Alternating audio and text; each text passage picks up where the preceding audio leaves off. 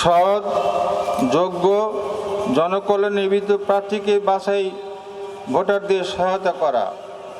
আপনারা যারা প্রার্থী, আপনারা যারা নাগরিক, বিশেষ করে আমাদের চুয়াডাঙ্গা 1 আসনের নাগরিক, তারা এই চুয়াডাঙ্গার চাবি তাদের হাতে।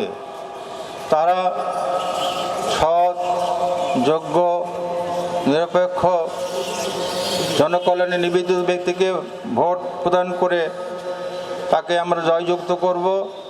তিনি আমাদের জেলার সকল উন্নয়নের কাজ করে যাবেন, আমরা তাকে সহযোগিতা করব।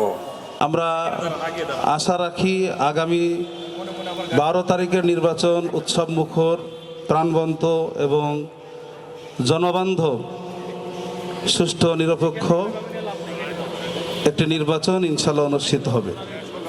সেই জায়গা থেকে আমরা চুয়াডাঙ্গাতে যারা প্রতিদ্বন্দ্বী প্রার্থী আছি, আপনারা সকলে দেখছেন আমরা বিভিন্ন সময় মিডিয়ার সামনে উপস্থিত হয়েছি। এক অপরের সাথে আমাদের যথেষ্ট আন্তরিকতাপূর্ণ সম্পর্ক আছে, সৌহার্দ্যপূর্ণ সম্পর্ক আছে এবং আমরা আমাদের জায়গা থেকে কর্মীবৃন্দদের কাছে এই মেসেজটা দিয়ে যাচ্ছি।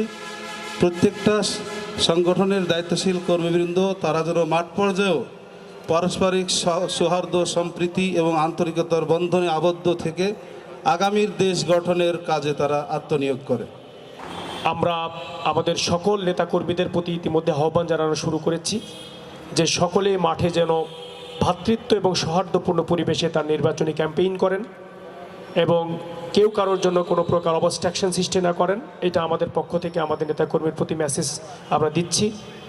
পাশাপাশি প্রশাসনকেও আমরা এই ব্যাপারে আহ্বান করছি, তারা যেন আইনের বিষয়ে পেশাদারিত্ব রেখে একেবারে সততার সাথে, নিষ্ঠার সাথে তাদের দায়িত্ব পালন করেন একটি সুন্দর নির্বাচন উপহার দেওয়ার জন্য। এই যে মঞ্চে উঠে মাইকে এত সুন্দর সুন্দর কথা বলে, এই কথা বলাটাই যেন আমাদের শেষ কথা হয়। নিজ নিজ অফিসে যেন এই কথাগুলো পরিবর্তন না হয়ে যায়। আমরা জনগণের সামনে যেটা বলতে চাই, আমাদের কথাটাও যেন সেটাই থাকে।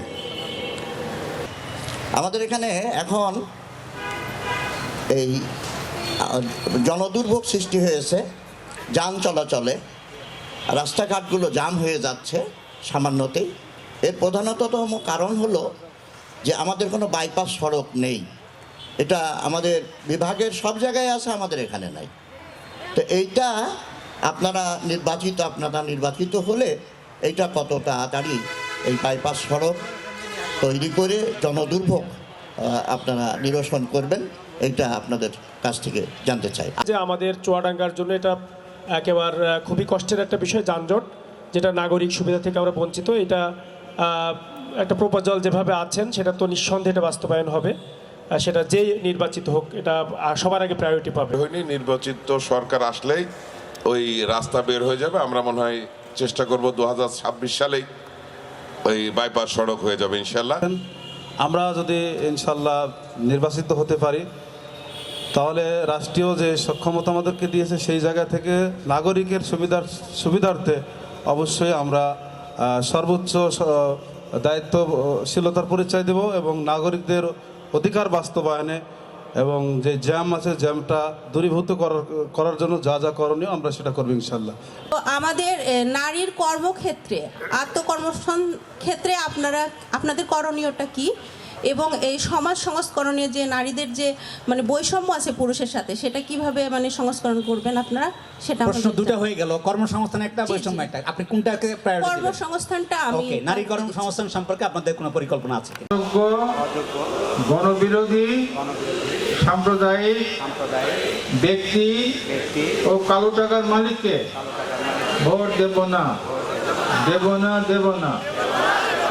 স্বাস্থ্যের ক্ষেত্রে আমি বলবো যে স্বাস্থ্যটা চুয়াডাঙ্গায় আসলে এটা বলতেও খুব লজ্জা হয়, যেহেতু আমার বন্ধু বান্ধবের সাথে আড্ডা মেরে বেড়াচ্ছে, আমার কিন্তু কোনো খোঁজ নাই। প্রথম ভূমিকা নিতে হবে।